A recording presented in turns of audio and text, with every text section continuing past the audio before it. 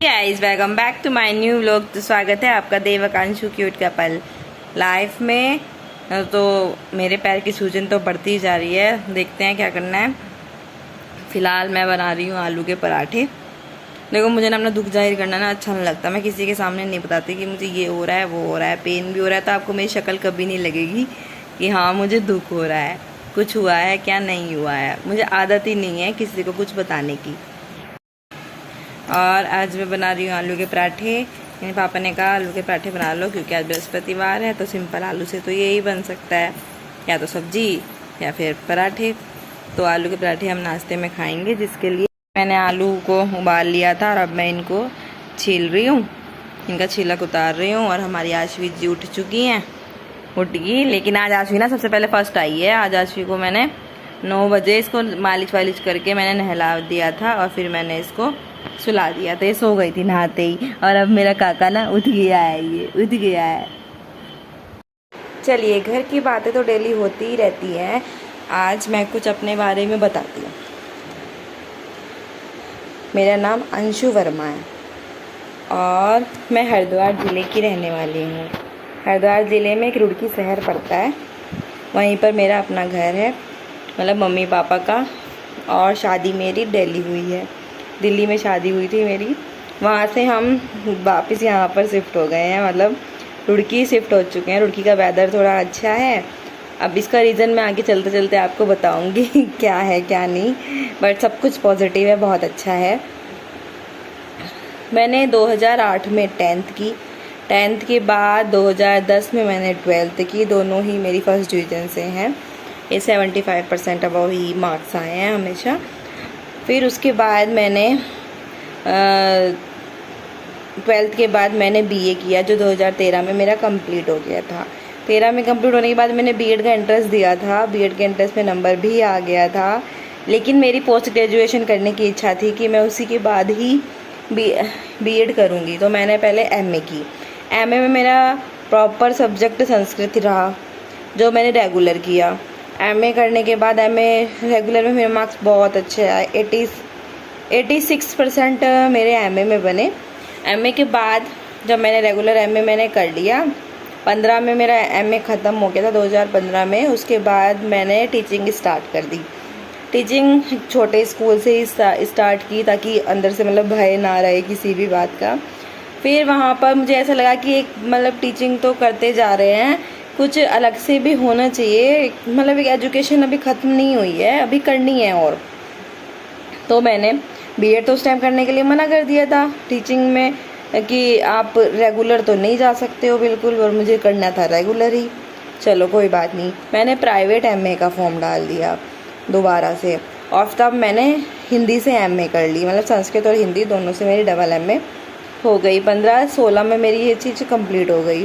फिर उसके बाद मैंने फिर बीएड करने की इच्छा आई। चलो फिर देखते ही देखते गवर्नमेंट ने डीएलएड के फॉर्म निकाल दिए। अब डीएलएड ऐसा हो गया कि मतलब हर टीचिंग वाले को करना कंपलसरी हो गया, जो हमारे स्कूल से ही कराया जाने लगा था। तो उस टाइम मेरे मन में ये भी आया कि अभी स्कूल में पढ़ा रही है, अब बहुत कुछ अच्छा हो गया, तो नए स्कूल में ट्राई कर। मतलब प्राइवेट जॉब ही मैं करी थी, फिर मैंने दूसरे स्कूल में ट्राई किया, वहाँ पर मेरा हो गया। फिर वहाँ पे रहते हुए वहाँ की प्रिंसिपल ने हमें सजेशन दिया, बहुत सारे टीचर्स थे हम, कि आपको डीएलएड करनी कंपलसरी है। फिर हमने वहाँ से डीएलएड की, और डीएलएड का सेंटर लगता था दौलतपुर। हमारा दौलतपुर, रुड़की से डेली मेटाडोर में दौलतपुर जाना, मतलब आप ही समझो पूरे हफ्ते तो आपको स्कूल में जॉब करनी है, एक संडे मिलता है, उस संडे में आपको दौलतपुर जाना है मेटाडोर में। सुबह 7 बजे निकल जाना है और शाम के 5 बजे घर आना है। मतलब उस टाइम हालत इतनी खस्ता हो चुकी थी, एक भी दिन का ऑफ नहीं पूरे हफ्ते में। और ये भी था कि बहुत मन भी लगता था वहाँ पे जाके डीएलएड में, मतलब बहुत ही अच्छे टीचर्स थे वहाँ पे, बहुत अच्छा पढ़ाते थे। चलो किसी भी तरह 1 साल में डीएलएड भी कंप्लीट हो गई। अब डीएलएड के डॉक्यूमेंट्स वगैरह सब आ गए, हमने परचेज़ कर लिए, ले लिए। फिर उसके बाद आया कि डीएलएड करने के बाद भाई अब शादी कर देनी चाहिए लड़की की। चलो जी, अब ये पड़ाव भी होता है, सबकी लाइफ में ही होता है। तो 2020 में मेरी शादी कर दी गई। 2020 में जब भयंकर कोरोना काल चल रहा था ना, ऐसा बन रहा था इंडिया और पाकिस्तान का बॉर्डर है ये, ऐसे पार करना बहुत मुश्किल है उत्तराखंड और यूपी में। उस टाइम पे मेरी शादी हुई। अब बहुत ही कम लोगों की गैदरिंग में मेरी शादी हो गई। शादी बहुत अच्छे से हुई, बहुत अच्छा परिवार भी मिला भगवान की दुआ से, मतलब सब कुछ बहुत अच्छा है। तो वहाँ पे दिल्ली मैं शादी के बाद चली गई। शादी के बाद उस टाइम मेरी जॉब चल ही रही थी, क्योंकि कोरोना में ये चल रहा था कि मतलब ऑनलाइन क्लासेस ही चलती थी, ऑनलाइन क्लास लगातार चल रही थी। तो मैं दिल्ली से ही अटेंड कर रही थी, मतलब स्टूडेंट्स को ऑनलाइन वहीं से ही पढ़ा देती थी। फिर उसके बाद में मन में ये आया कि ये तो चलता ही रहेगा। अब वो मतलब अब बुलाने लग गए स्कूल में, रुड़की स्कूल, और मैं थी दिल्ली, तो वहाँ से आना तो पॉसिबल था ही नहीं। उस टाइम कुछ माइंड में भी नहीं आ रहा था कि आप शिफ्ट हो सकते हो वहाँ पर, नहीं, क्योंकि हस्बैंड की भी जॉब थी। तो मैंने जॉब उस टाइम छोड़ दी। लगभग 7-8 मंथ्स मैंने जॉब छोड़ के रखी। उसमें हस्बैंड ने प्रिपरेशन दिया कि आप ना बीएड कर लो। तो मेरे को फिर कि अब यहाँ से कैसे बीएड करूँ, दिल्ली में तो जान न पहचान कुछ भी नहीं, यहाँ से कैसे कॉलेज जाया जाएगा, और मेरे को रेगुलर करनी थी, या कुछ ऐसा हो कि मतलब इतना हो कि टीचर जानने वाले हों, जो हो मेरे को फ़ोन पे सजेस्ट कर दें क्या हो रहा है क्या नहीं। तो मैंने कहा दिल्ली से देखो मैं करूँगी नहीं बीएड, मैं करूँगी अपने रुड़की से ही। तो मैंने रुड़की आकर बीएड में एडिशन ले लिया। अब बीएड में एडिशन ले लिया तो मतलब उसमें ऐसा हुआ कि मतलब आपको 15 डेज़ में एक बार तो कॉलेज आना होगा। वैसे तो रेगुलर ही आना होता है, लेकिन जैसे जैसे मैंने अपनी कंडीशन बताई तो उसमें सजेशन दे दिया टीचर्स ने कि आप 15 दिन में एक बार आ जाओ, कम से कम पता चल जाएगा क्लास में क्या हो रहा है, क्या फाइल्स बन रही हैं, क्या प्रैक्टिकल्स हैं। मैंने कहा ओके। तो मैं दिल्ली से, मतलब हस्बैंड भी और हम भी, मैं भी सैटरडे में यहाँ रुड़की आ जाते थे। यहाँ पर हमने बीएड की क्लास अटेंड करती और फिर संडे में वापस चले जाते थे, क्योंकि मंडे से इनकी जॉब स्टार्ट हो जाती थी। अब ये हुआ, अब मंडे जॉब स्टार्ट हो गई, कोई बात नहीं, धीरे धीरे करके मेरी बीएड भी कंप्लीट हो गई। मतलब कोरोना ही चलता रहा उस टाइम तक। एक फर्स्ट सेमेस्टर और सेकंड सेमेस्टर तो ऐसा निकल गया जिसमें पेपर ही नहीं दिए, वो मतलब कोरोना में ही चला गया। अब आगे की सिचुएशन होती है ऐसी कि मेरी बहन की शादी थी, मैं आ जाती हूँ रुड़की। अब रुड़की आकर मुझे पता लगता है कि आई एम प्रेग्नेंट। भाई खुशी भी होती है, लेकिन अब करूँ क्या। अब रुड़की, क्योंकि दिल्ली तो ऐसा है, मतलब अच्छा बहुत है, लेकिन जहाँ हमारा घर है वहाँ पर 5 मंजिल हैं जो चढ़नी पड़ती है, लिफ्ट की सुविधा नहीं थी। तो कोई बात नहीं, इतनी स्टेयर्स प्रेगनेंसी में चढ़ना पॉसिबल नहीं था मुझसे, डॉक्टर ने मना कर दिया था। अब इन्होंने किया क्या कि चलो आप इस टाइम पे टेंशन मत लो, जो करना है मैं करूँगा। इन्होंने मेरा बहुत साथ दिया। मैंने कहा ठीक है भाई। तो मैंने देखो टेंशन लेनी छोड़ दी। और जब मैं यहाँ पर आई तो मेरे को मेरे स्कूल से भी, पुराने वाले स्कूल से कॉल आ गई। मैंने बोला भी था अगर मुड़ के आऊँगी तो मैं स्कूल ज़रूर ज्वाइन करूँगी, मेरा मन था, मतलब मन लगता है वो उस जगह पे। तो मैंने वापस अपना स्कूल भी ज्वाइन कर लिया कि अब दिल्ली तो जाना होगा नहीं, तो रुड़की खाली रहकर मैं क्या करूँगी। तो मैंने अपना स्कूल भी वापस ज्वाइन कर लिया।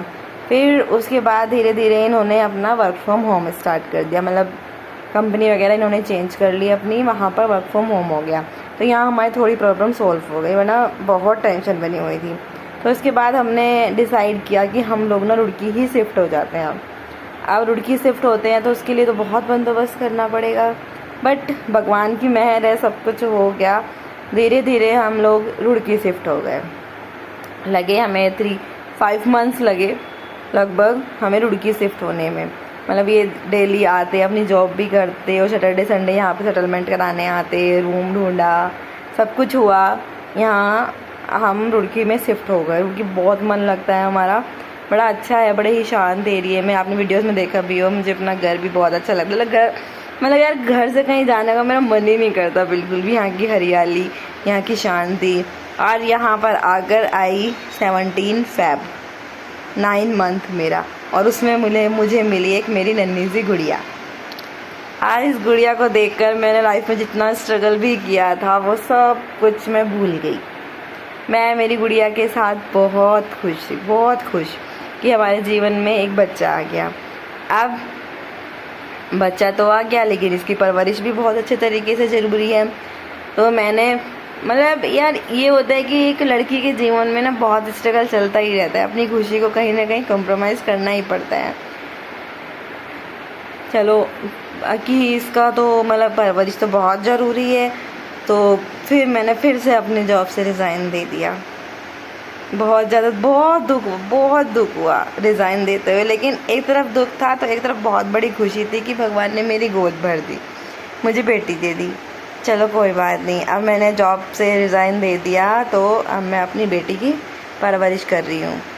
अब मैं और ये स्कूल याद भी आता है, कभी कभी आता है, लेकिन ऐसा लगता है कि अगर मैं जॉब करती तो मैं इसके ये वाले मोमेंट सब खो देती, मुझे कुछ हासिल ना होता। कि जितनी नटखटपन इसके अंदर है, सुबह से उठ के शाम तक ही मेरे साथ रहती है, हम दोनों बहुत मस्ती करते हैं, तो मतलब बहुत ज़्यादा अच्छा लगता है जी। तो फिलहाल मैं अपनी बेटी के साथ बहुत इन्जॉय कर रही हूँ। और ये मदरहुड का टाइम ऐसा होता है कि आप अगर इसे खो दोगे ना जॉब के लालच में, तो आप बहुत कुछ खो दोगे। ये मोमेंट फिर से वापस आने वाला है ही नहीं, महसूस होता है। देखो सबकी अपनी अपनी मेंटलिटी है, जॉब भी बहुत ज़रूरी होती है, लेकिन अगर भगवान की दुआ से कोई कमी नहीं है, सब कुछ सही है, देखो ये तो हवस है, ये कभी बढ़ने वाली है ही नहीं कि मेरे पास इतना आ गया और आ जाए और आ जाए और जाए। लेकिन जो छोटी छोटी खुशियाँ होती है ना, वो बहुत अनमोल होती हैं, उनकी कोई कीमत नहीं होती। तो इस टाइम मैं अपनी बेटी के साथ बहुत इंजॉय कर रही हूँ। आप देखती हूँ, देखो, और सोशल मीडिया का मुझे पहले से बहुत ज़्यादा शौक़ रहा है। शौक़ तो मुझे हर चीज़ का है, मैंने अपने जीवन में मतलब हर चीज़ सीखी है, हर चीज़ सीखी है। जो एक लड़की को आना चाहिए वो सब कुछ मुझे आता है। अब शौक़ मुझे है तो मैंने सोचा कि खाली तो नहीं बैठना है, बच्चे के साथ में एंजॉय भी हो जाए, इसके कुछ पल कैचअप भी हो जाए, तो इसलिए मैंने यूट्यूब स्टार्ट किया। अब यूट्यूब पे अगर आप सबका साथ रहा तो बहुत ही अच्छा होगा। मैं अपने आप को बहुत भाग्यशाली समझूंगी कि यहाँ पर भी मुझे एक प्लेटफॉर्म मिल गया, और मतलब वो खुशी अलग ही होगी कि मैं आप लोगों के साथ अपनी सारी जर्नी, अपना सब कुछ मैं शेयर करूँ। बहुत ही अच्छा लगता है ऐसा। तो आज मैंने आप सबको अपने बारे में बताया। आपको मेरी वीडियो कैसी लगी कमेंट में ज़रूर बताइएगा। थैंक यू सो मच जिन्होंने मेरा चैनल सब्सक्राइब किया हुआ है, लाइक किया हुआ है एंड शेयर भी करते हैं। और अदर्स जो मेरा चैनल देख रहे हैं, प्लीज़ सब्सक्राइब कीजिए, लाइक कीजिए, कमेंट कीजिए एंड बेल आइकन को प्रेस करना मत भूलिएगा। Thank you so much.